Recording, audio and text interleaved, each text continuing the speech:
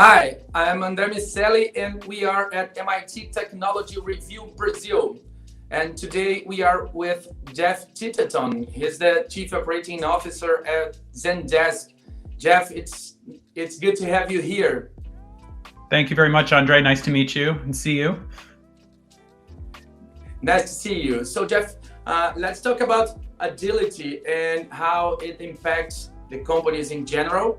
I will start asking you, how do you see agility in general, not only in IT, but how do you see companies are adopting agility in other areas and the barriers? I'd like to see your vision in general about agility.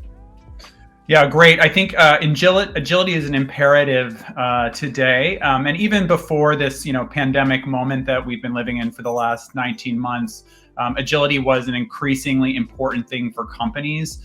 The world is changing very, very quickly, and customer expectations have continued to just get higher and higher and higher over time. And so companies need to be agile. They need to be able to be strategic and move quickly and with thought, and using data to back them and customer insight to back them in order to meet up with those customer demands. So there's obviously a technology component to this. I view technology as a company's friend in making these changes, but it also is important that you have processes and people in place who are able to be agile and able to guide you through fast-moving environment. You have used the word that is very important to me, that is strategic. It makes a whole difference. What do you think are the challenges to adopt these practices, and what do you mean to strategic? Could you please elaborate a little bit more around the word? Yeah, I think that it's very easy to move quickly and tactically and not really think through what you're doing. You can throw a lot of things at the wall and try and make a lot of change quickly. But to be strategic, you really need to understand what your customer needs. You need to take a step back, listen to your customer, look at your business and say, what is it that my customer needs that I'm not giving them? And then work through that programmatically, work through an approach to change your practices to meet that customer need. So that strategy is really important to me because many companies just come in, they run, they say, oh, we're in a moment, things aren't going well. Let me just run forward and try and make a lot of change and see what happens. But you're actually going to do better if you take the time to build a strategy, to decide and understand that customer need before you move forward quickly. Yeah, but in order to formulate this strategy better, it's important to have a good understanding of what is happening in society and what is happening around the technologies that are being offered to this society. So at the end of the day, it's important to have a culture inside the company that where people understand everything that is happening and where people are ready to think agile. And how do you think it's possible to establish this agile culture? It's a great question. And, I'm someone who grew up in the startup world where agility was the center of what companies did, but I've also worked in much larger companies as well. And kind of the common thread that I've seen throughout these different kinds of companies that lead to agility and positive agility is really, and that culture that you're talking about, is you really need people who are very data driven and very customer obsessed, right? People who can understand, they take all that, what I call what data, which is all of the quantitative data that tells them what's going on throughout their customer journey, how their customers are interacting with the product, service, or whatever the company is providing them. And then they map that with that why data, which is qualitative data, it's voice of the customer data, it's really understanding what your customer is experiencing. And that really means talking to your customer and listening to your customer. And there's obviously a ton of technologies that enable us to do that because we have just a ton of customer input coming our way. So if you get people who are very focused on those things and really understand them, and then you map them with a culture that is technology first and really says, how can I use the latest technology and really understand the latest technology landscape to empower my teams to make the change they need and to measure that change, then you're going to get the wins that you want. Where I see companies fall down here is they rush ahead without really understanding what the customer needs. They may only be looking at that quantitative data. They may only, have a culture where they are constantly tweaking and iterating without really understanding that fundamental problem. One way I accomplish this, I actually am a big believer in kind of hiring people from both larger companies that have bigger strategy teams and that really focus on the broader landscape, and then mapping them with people who come from a more fast-moving, agile startup culture. That's often a good blend in my experience, because you get kind of both cultures coming together in a really positive way. Both can be very technology focused as well. And when you get that kind of nice blend, what you end up with is that positive test, learn, move forward, and make positive change for the company kind of culture.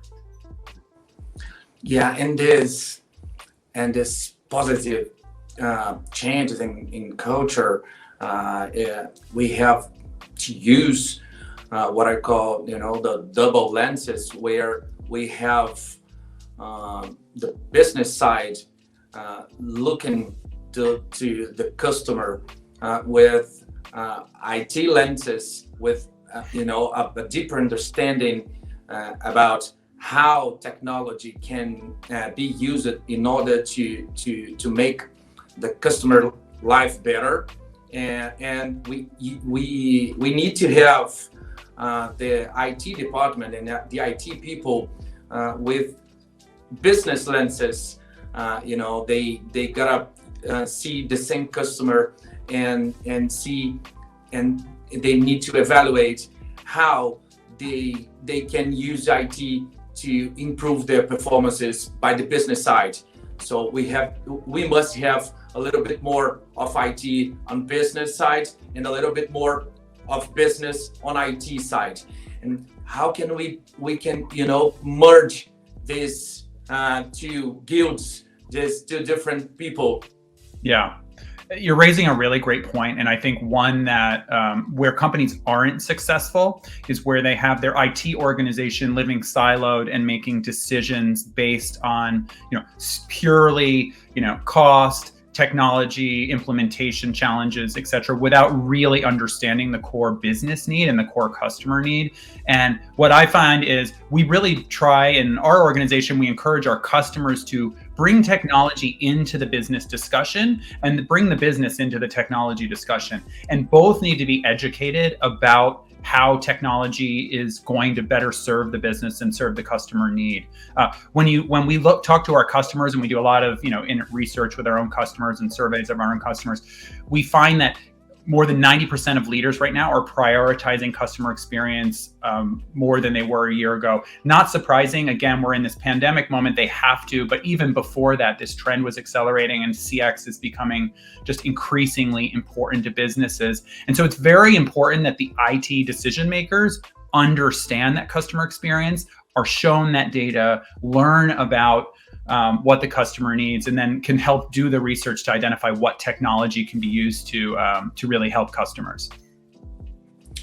So Jeff, we asked Romario Melo, he's CX director at Hurb, which is a Zendesk customer here in Brazil. Yes. And we asked him to talk a little bit about his experience in establishing an agile culture and using Zendesk tools. And I'd like to put a video and I'll ask you some questions about his experience. So let's see this video. Great. Nesse período, a gente teve uma mudança de comportamento das vendas dos nossos produtos, que a gente vendia 70% hotel, 30% pacote, e a gente, no momento pico da pandemia, as pessoas começaram a buscar coisas para o futuro, né? Não estavam podendo viajar naquele momento, então começaram a comprar muito pacote. Então, quase 90% das nossas compras viraram pacote. E aí, com isso, a gente viu muitas pessoas olhando um modelo de negócio que elas não conheciam muito, regras, políticas, de conteúdo que elas tinham dúvida. Então, nossas dúvidas cresceram muito.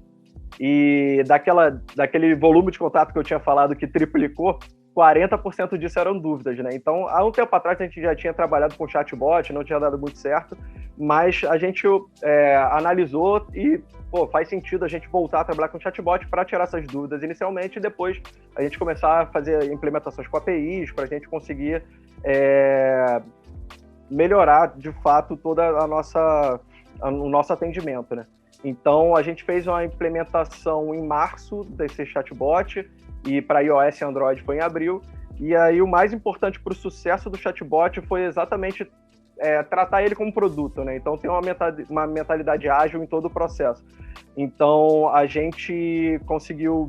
a nossa meta era bater 40% de contenção até o final do quarto passado e a gente bateu 55%. Cada vez mais automações, cada vez mais otimizações dentro do site. Então, se as pessoas conseguirem se auto-atender, é o melhor dos mundos.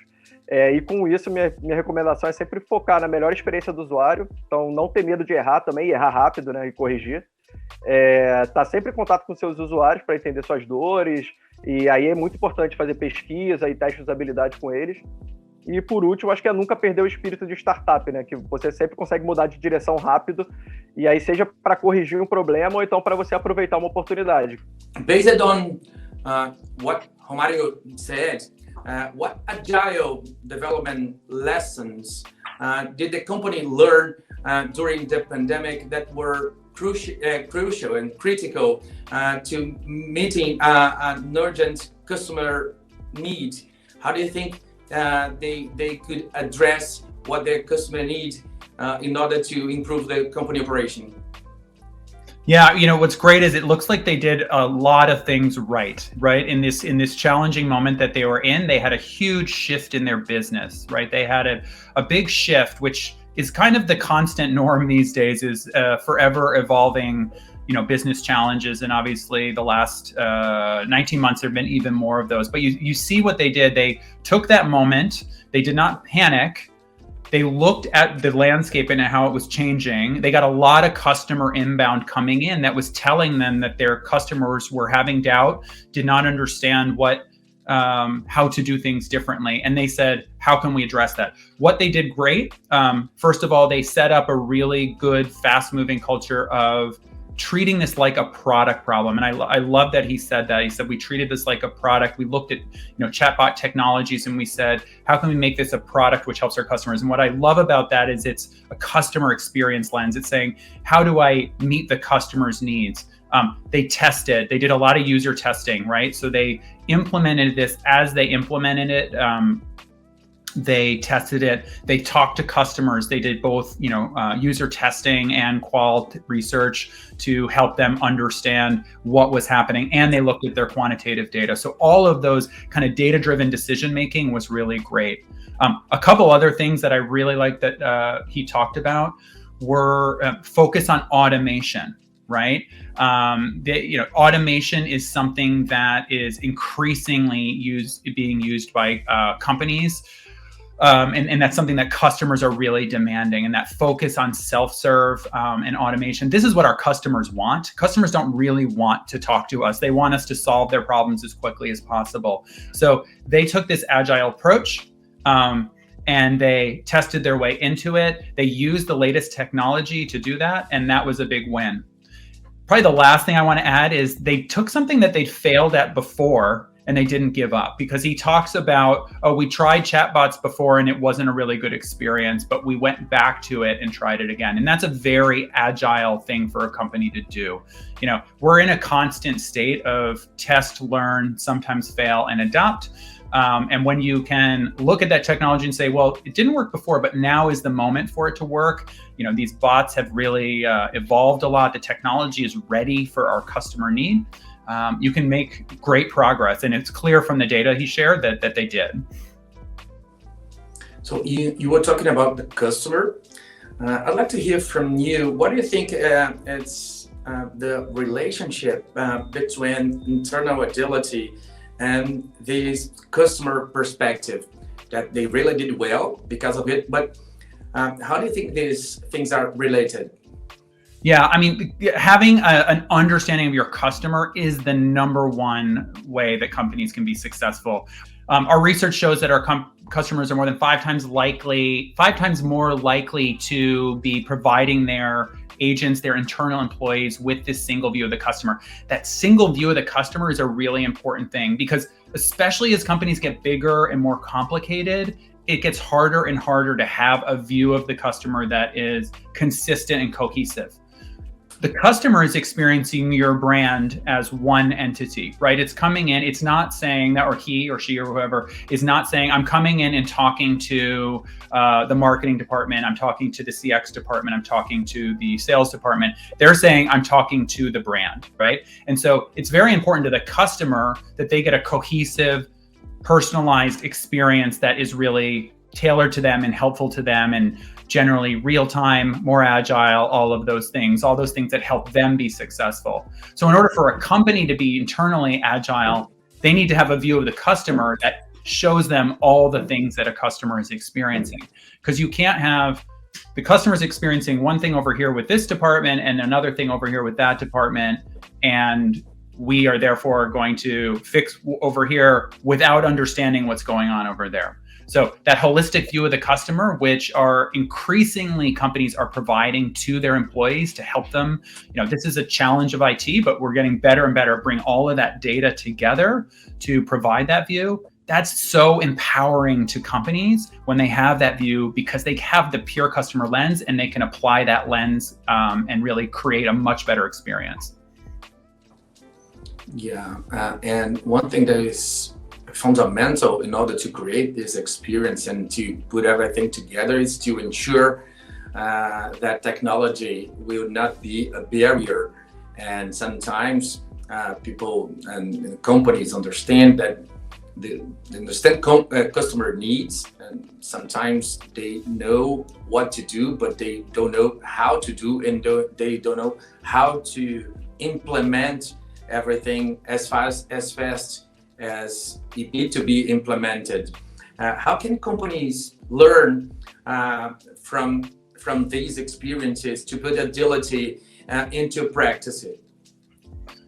Yeah, and I think that's a great, important point. Where companies do poorly is where they implement technology without understanding how it fits into their broader technology landscape. And they can get themselves into trouble, right? Because they can say, I solve one problem here without solving understanding my broader technology landscape and tech stack. And they can box themselves into a corner and put themselves into a tough place. The key is, the world is moving to a world of APIs and connected technologies. And when you are using connected technologies well, and you are using technologies that work well together and that are in a more open ecosystem, what you find is that you're able to get those connected views of the customer, you're able to bring that data together, and you're able to use technology as your friend to really make things a lot better for you. It's important that you do the research up front.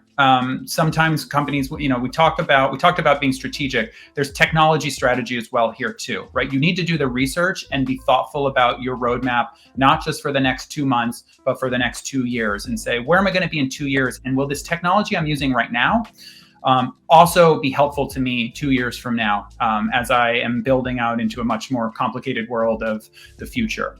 If you do that, and you adopt technology, again, technology adoption is and automation is the future, you're going to be much better off.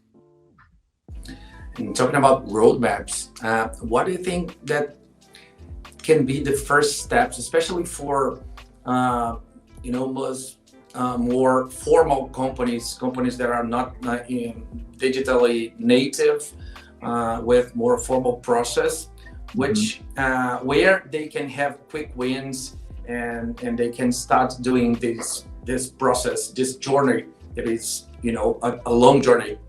Yeah, it's a great question. I think I'm a big believer in part of agility is to have a North Star vision of where you want to go, but also start to incrementalize and start to roll out small changes so that you benefit from the wins.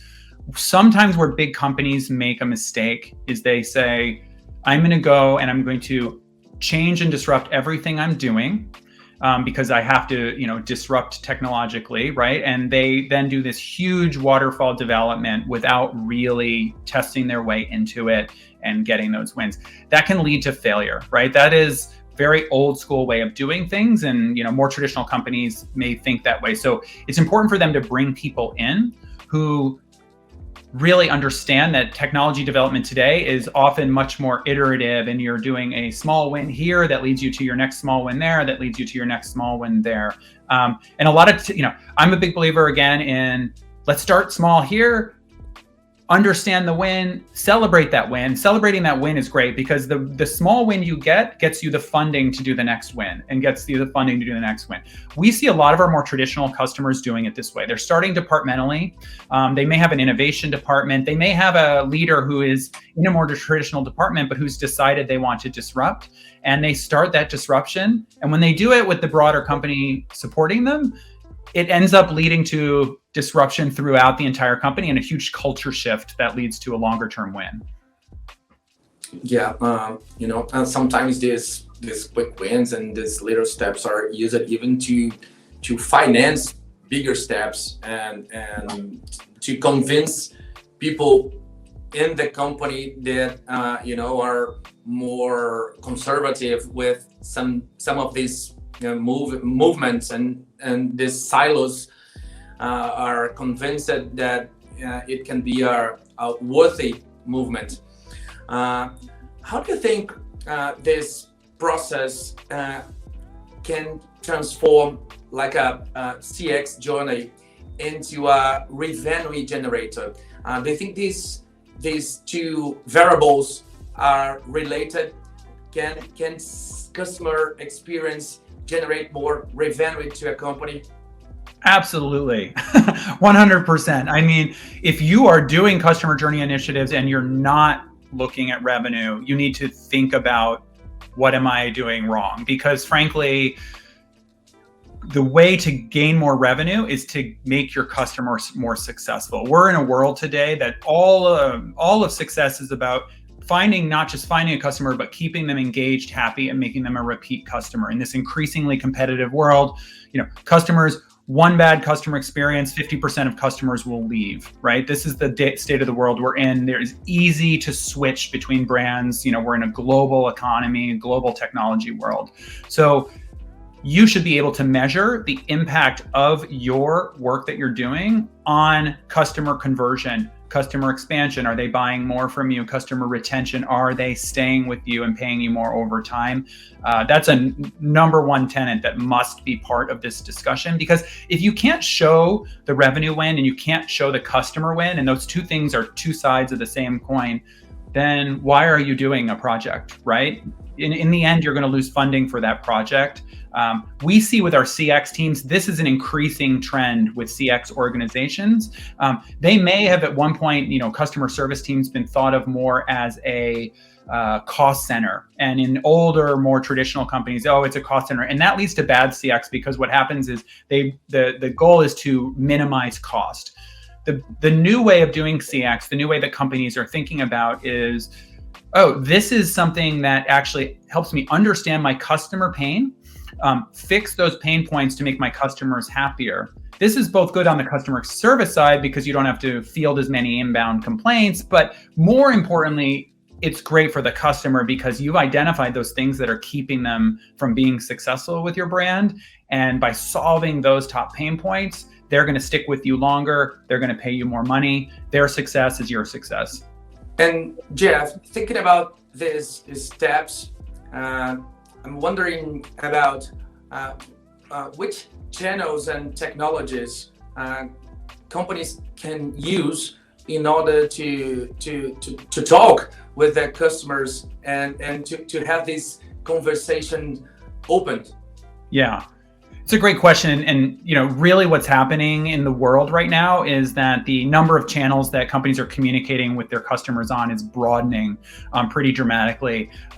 As technology has made it easier and easier for customers to communicate with each other and with brands everywhere, their expectations have just gone up and up and up. So they're expecting to be able to stand on a street corner anywhere in the world and communicate with a brand in real time on any channel they choose. So we really look at an omni-channel experience for our customers. That's what we recommend, is identify the channels that your customers are on the most, and then provide those channels. And by omni-channel, this is both great for a customer. What we mean by omni-channel experience is it doesn't matter if the customer's communicating with you on WhatsApp, which is the fastest growing channel of adoption we see is social messaging, because they're using that to communicate with their friends and family. They want to be able to communicate with brands. Doesn't matter if they're communicating on that, communicating on a phone, communicating via email, or through native messaging channels on your apps and website, etc. They want to have that consistent experience that is the same and continuous threaded conversation with a brand through those channels. So they might want to start with you on WhatsApp, and then later they want you to, they go to your website and they want to do a conversation. That conversation should carry over from WhatsApp to the website. That may then carry over into a phone conversation where the agent who talks to the customer should be able to understand what all the context of what the customer needs, and answer that customer. So this is the future. It's also table stakes for customers. They're increasingly expecting this. This is when I talk about customers wanting to have one discussion with a brand. This is a huge part of the technology that enables that, is a conversation that is a single conversation with the customer, not many different conversations that are not connected to each other. So omni-channel connection for customers, omni-channel experience, both for the customer and for the people at the company who are communicating with that customer. That experience, a unified experience where they understand everything about the customer as they're communicating with them, and all the past conversations that have been had, enables them to provide much better experience to that customer. So that's a big win. It's something we recommend for all of our customers. It is the fastest growing adoption within our business, is this omni-channel experience. And it's really the future. The last thing I'll just say is automation is key here.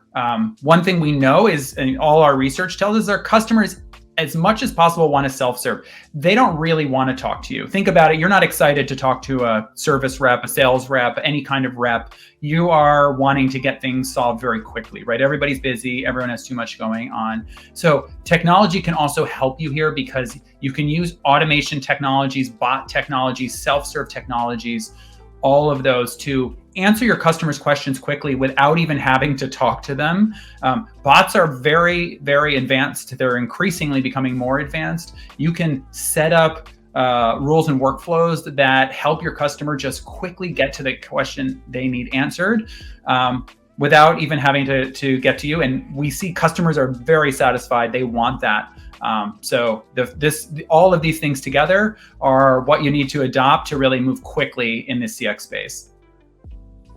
But do you think that Omni is the solution for every company, or for example, a B2B company has to select some channels where their B2B customers are, and prioritize some of these channels in order to talk with them more closely? And B2C companies, they have to start Omni. There are differences between these markets. There are absolutely differences, and you need to tailor this to your customer. I would say the core tenets, the core strategy behind omnichannel applies to all of these businesses, because no matter what, the customer wants a continuous conversation. If you're in a B2B company like I am, you still want your customer, even if they're talking to mostly their sales rep, you want that context, or their success rep, you want that context carried throughout the customer journey, so that you're not annoying your customer, right? You want to be there to help your customer, not get in the way of your customer. But you should be looking at where your customers want to meet you. For a lot of consumer companies, that is increasingly places like social, places like native messaging on their apps, things like that. For B2B, that may not be as much of a priority. It often is a priority depending on the kind of B2B company, but that consistent 360 view of the customer, which is part of omnichannel, so that you can communicate with them consistently, is core to everyone. So one last question, Jeff. We talked about metrics, IT platforms, different tools, culture. Who should lead this long and difficult journey that is worthy, but it's not easy to do? Who will be able to manage all these resources? Well, it depends. That's a great question, and it depends. And I think it depends on the size of the company, and it depends on what the company does, right? In some company, but most important, I'd say, is it's really the kind of leader that you want to hire. Because if you're in a B2B company or B2C company, you might have a different leadership setup. It could be, you could have a CXO, right? A chief customer officer in a B2B company. This could be, a leader in the marketing department leading some of this work, or in the product department in a B2C. That part really depends on who you are and who you're selling to. But the core attributes of the leader I think is what's really important to me. What I look for in leaders when I want them to lead on this kind of broader CX journey is I look for leaders who are both strategic and operationally strong, right? This is a key critical component, is operationally strong, mapped to a strategic mindset. Strategic mindset to me is a customer facing mindset. It's let me understand the customer, let me take a data-driven approach and actually talk to my customers and measure what's going on. Operationally strong, because this stuff isn't easy, right? You even saw this in the customer we just heard from. You got to do a lot of work here to improve. We have a lot of technology that's agile technology like ours, but like many others that you can implement quickly and get started and get a lot of benefit quickly. No matter what, it is going to be a challenge. And I'd say the third thing is really important in a leader is someone who can work cross-functionally across the business, because as I said, the customer is experiencing your brand as one thing, but the company has multiple departments doing different things. So if someone's going to lead in customer experience, they need to understand and be able to work with all those departments and help them understand that customer lens and what the customer is experiencing.